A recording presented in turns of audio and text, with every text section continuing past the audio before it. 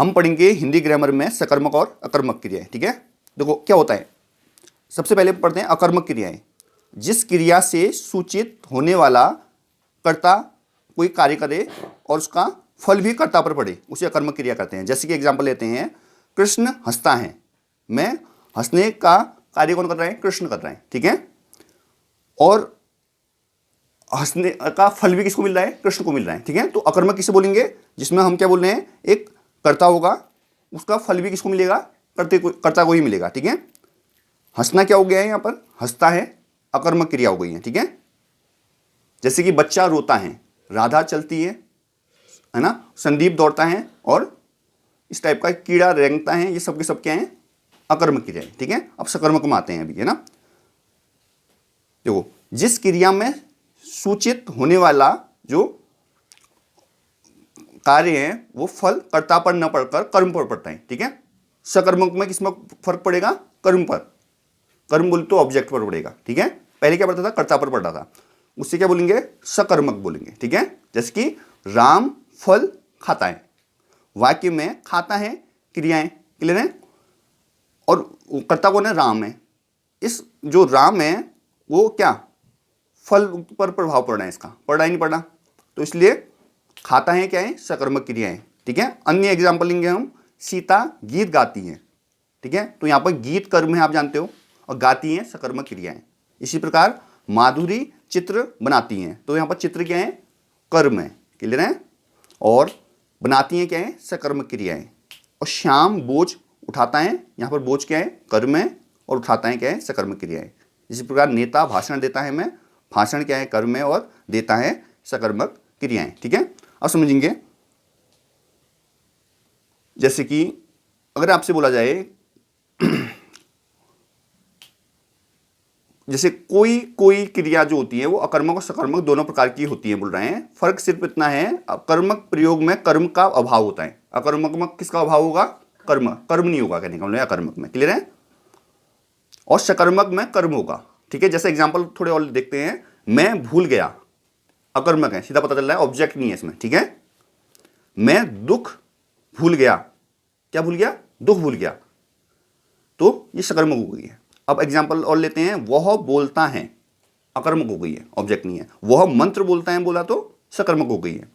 मैं खुजलाता हूं, तो ये क्या है? अकर्मक क्रिया है। मैं हाथ खुजलाता हूं बोलेंगे तो सकर्मक क्रिया हो जाएगी। इसी प्रकार वह बकता है, ठीक है, तो क्या बकता है पता नहीं चल रहा है, तो इसलिए क्या है? अकर्मक क्रिया है। और अगर वह गाली बकता है बोलेंगे तो क्या हो जाएगा? सकर्मक क्रिया हो जाएगी। अब देखो मेन पहचान कैसे करेंगे, मैं क्लियर कर देता हूं आपको। सकर्मक और अकर्मक क्रियाओं की पहचान क्या और किसको प्रश्न करके हो सकती है। ठीक है, क्या और किसको। यदि दोनों का उत्तर मिले तो समझना चाहिए कि क्रिया सकर्मक है, यदि न मिले तो अकर्मक। जैसे एग्जांपल लेते हैं, राम फल खाता है, तो प्रश्न करने पर कि राम क्या खाता है, उत्तर मिलता है फल खाता है। ठीक है, और राम किसको खाता है बोलेंगे तो उत्तर मिलता है फल को खाता है। उत्तर दोनों क्वेश्चनों का मिल रहा है, किसका मिल रहा है हमको? क्या और किसको, इसलिए क्या हो गया? ये सकर्मक हो गया। अब बोलते हैं हम दूसरा क्वेश्चन, बालक रोता है, तो प्रश्न करने पर कि बालक क्या रोता है, कोई उत्तर नहीं मिल रहा है, क्या का उत्तर नहीं मिल रहा ना, और बालक किसको रोता है तो कोई उत्तर नहीं मिल रहा है, तो रोना क्या हो गया? यहां पर अकर्मक हो गया। क्लियर है, समझ में आया? सकर्मक अकर्मक क्लियर हो गया। अब आते हैं तुम्हारे वहां वाच्य और काल पर डिपेंडेंट क्वेश्चन आते हैं। ठीक है, जैसे एक्टिव वॉइस पॉसेसिव वॉइस पढ़ते हैं ना, इस टाइप के क्वेश्चन भी आते हैं। ठीक है, अकर्मक सकर्मक क्लियर है सबको? ठीक है, आगे चलते हैं। देखो वाच्य क्या होता है पहले समझते हैं। वाच्य क्रिया का रूपांतरण है जिसके द्वारा यह पता चलता है कि वाक्य में कर्ता, कर्म या भाव में से किसका प्रधानता है। ठीक है, वाच्य में क्या पता चलेगा आपको? कर्ता है मेन करेक्टर, कर्म है या भाव है। ठीक है, तो देखते हैं, सबसे पहले आता है कृतवाच्य। कृतवाच्य बोले तो एक्टिव वॉइस बोलते हैं जिसको इंग्लिश में। ठीक है, देखो एक कृत होता है जिसमें कर्ता मेन होता है, याद रखना। ठीक है, एक कर्म होता है जिसमें ऑब्जेक्ट मेन होता है। ठीक है, और एक भाववाची होता है जिसमें भाव से रिलेटेड होता है। क्लियर है, तीन टाइप के होते हैं। जैसे हमने इंग्लिश में पढ़ते हैं ना, active voice, passive voice. Active voice में क्या होता है? मेनली सब्जेक्ट को मतलब प्रायोरिटी दी जाती है ना, सब्जेक्ट मेन होता है। और जो पैसिव वॉइस में क्या होता है? ऑब्जेक्ट में मतलब प्रेशर, ऑब्जेक्ट से स्टार्ट करते हैं ना अपन, ऑब्जेक्ट को सब्जेक्ट बनाओ नहीं बोलते अपन, हाँ वही चीज है। ठीक है, तो आते हैं आगे कृतवाच्य। कृतवाच्य बोले तो एक्टिव वॉइस नोट करना है, कृतवाची को एक्टिव वॉइस बोलते हैं करके, फिर नहीं तो कृत से कर्ता समझ लेना आप, है ना, और कर्म से ऑब्जेक्ट, कर्म को ऑब्जेक्टिव बोलते हैं, है ना।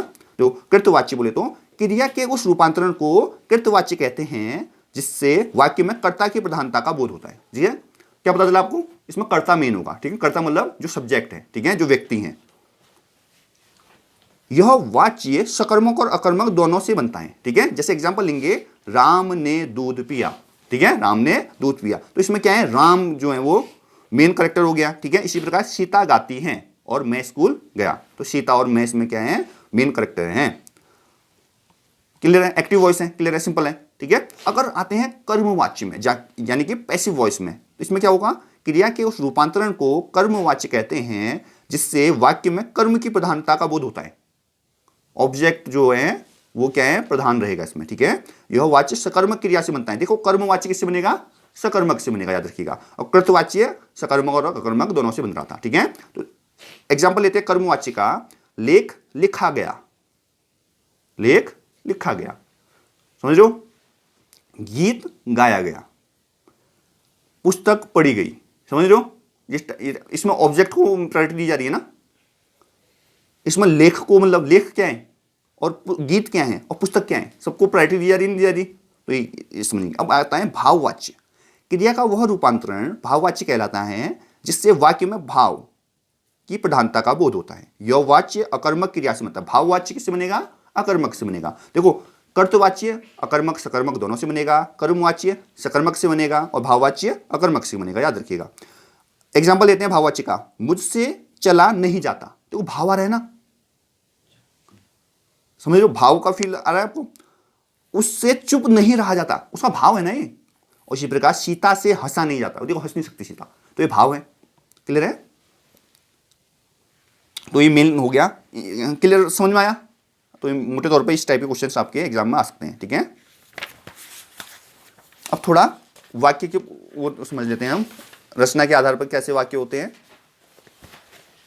अर्थ के आधार पर कैसे वाक्य होते हैं, ठीक है। तो ये क्वेश्चन आपके पूछे जाते हैं, समझते हैं। देखो वाक्य के भेद पढ़ते हैं, अर्थ के आधार पर वाक्य के भेद, ठीक है। अर्थ के आधार पर 8 भेद होते हैं वाक्य के, ठीक है। पहला क्या होता है, विधानवाचक होते हैं, ठीक है। विधानवाचक को कैसे समझेंगे हम, जिन वाक्यों में क्रिया के करने या होने की सूचना मिले उसे विधानवाचक कहते हैं। क्रिया के करने या होने की सूचना मिले क्या बोलेंगे, विधानवाचक।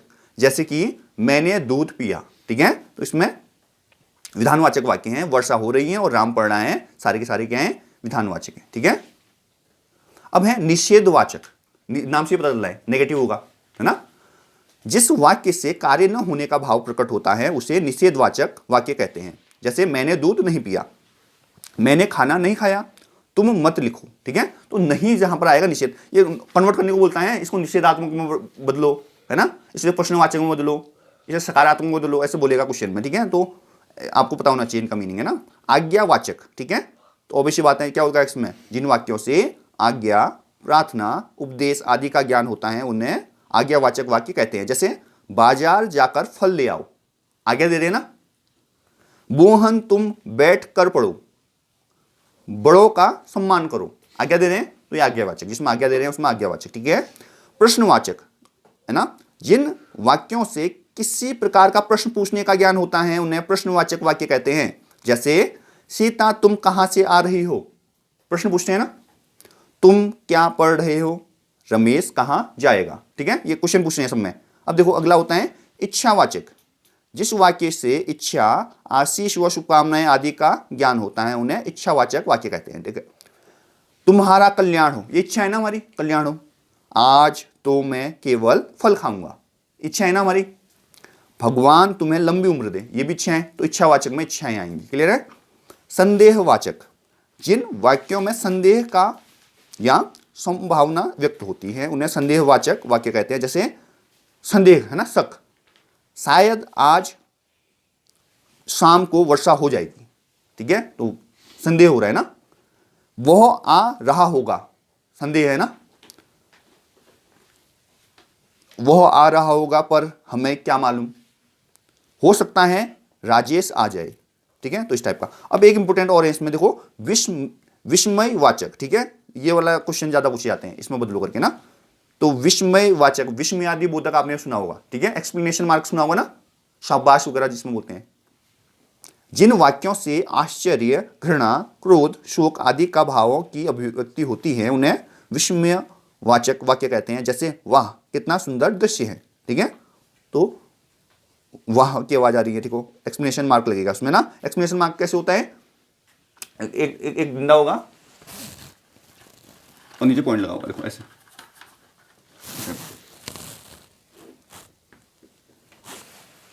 क्लियर, इस टाइप की है, तो ये विस्मय वाचक हो जाएगा, ठीक है।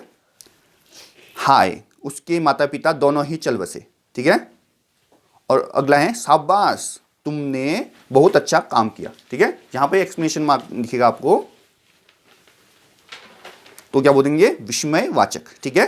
एक लास्ट और बचता है इसमें, संकेत वाचक, ठीक है। जिन वाक्यों से शर्त यानी कि संकेत का बोध होता है, यानी एक क्रिया का होना दूसरी क्रिया पर निर्भर करता है, संकेत वाचक वाक्य कहलाते हैं। जैसे यदि परिश्रम करोगे तो अवश्य सफल होंगे, ठीक है, तो एक का दूसरे से रिलेटेड है ना इसमें। पिताजी अभी आते तो अच्छा होता, एक वाक्य का दूसरे वाक्य से संबंध है। अगर वर्षा होगी तो फसल भी होगी, ठीक है, ये हो गए। अब देखो ये तो हमने अर्थ के आधार पर पढ़ा, ठीक है, एक रचना के आधार पर भी वाक्य के भेद होते हैं, ठीक है। तो देखते हैं हम रचना के आधार पर वाक्य के 3 भेद होते हैं, ठीक है। रचना के आधार पर भी पूछता है आपके एग्जाम में, तो देखो सबसे पहले होता है सरल वाक्य, जिसको हम साधारण वाक्य भी बोलते हैं। आप जानते हो कैसा होता है साधारण वाक्य, जिन वाक्यों में केवल एक ही उपदेश और एक ही विधेय होता है, ठीक है। क्या होगा, एक ही उद्देश्य होगा और यदि विधेय होगा, उन्हें सरल वाक्य या साधारण वाक्य कहते हैं। सरल वाक्य में एक ही समापिका क्रिया है ना, जैसे करता है, किया, करेगा, होगी बोल रहे हैं। जैसे कि एग्जाम्पल समझते हैं, मुकेश पढ़ता है, सिंपल सेंटेंस है ना। शिल्पी पत्र लिखती हैं, राकेश ने भोजन किया, सरल वाक्य है, ठीक है, तो इस सरल वाक्य आ गया, ठीक है। दूसरा टाइप का वाक्य होता है संयुक्त वाक्य, जिन वाक्यों में 2 या 2 से अधिक सरल वाक्य योजकों, योजक क्या होते हैं भाई, और, एवं, तथा, या, अथवा, इसलिए, अतः, फिर भी, तो, नहीं तो, किंतु, परंतु, लेकिन, पर, ठीक है, मतलब योजक शब्द जिससे ज्वाइंट हो रहे हैं तो वाक्य है ना, ऐसे आएंगे तो क्या बोलेंगे, संयुक्त वाक्य, ठीक है। एग्जाम्पल समझते हैं, वह सुबह गया और शाम को लौट आया, और का प्रयोग हो रहा है तो संयुक्त वाक्य हो चुका है। प्रिय बोलो पर असत्य नहीं, ठीक है, प्रिय बोलो पर असत्य नहीं, ठीक है, तो ये पर यहां पर आ गया। देखो उसने बहुत परिश्रम किया किंतु सफलता नहीं मिली, किंतु, तो क्या हो गया, ये संयुक्त वाक्य हो गया, ठीक है। अब आता है तीसरा वाला मिश्रित यानी कि मिश्र वाक्य, ठीक है। तो जिन वाक्यों में एक प्रधान उपवाक्य हो और एक क्या हो, आश्रित उपवाक्य हो, तो आपस में कि, जो, क्योंकि, जितना, उतना, जैसे वैसे, जब तब, जहां वहां, जिधर उधर, अगर यदि, तो, यद्यपि, तथापि आदि मिश्रित वाक्य हो तो मिश्रित वाक्य कहलाते हैं। देखो तुमको वो आएगा, अंतर समझ में नहीं आएगा, संयुक्त और मिश्रित में अंतर क्या होता है, देखो ना, तो संयुक्त में क्या होता है, 2 वाक्य होंगे है ना, उनको ज्वाइंट किया होगा, एक दूसरे से रिलेटेड होंगे, परंतु इंपोर्टेंस दोनों की है, पर यहां पर क्या होगा, एक की ज्यादा वैल्यू होगी, यहां पर मिश्रित में क्या होगा, एक की ज्यादा इंपोर्टेंस होगी, आप गौर से देखेंगे अभी।